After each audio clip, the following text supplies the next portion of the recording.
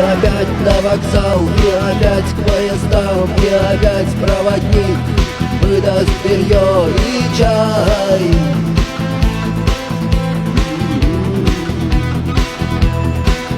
И опять не усну, и опять сквозь грохот колес мне послышится слово: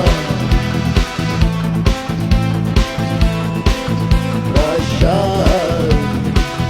Но странный стук зовет дорогу. Может, сердце, может, стук в дверь. И когда я обернусь на пороге, я скажу одно лишь слово: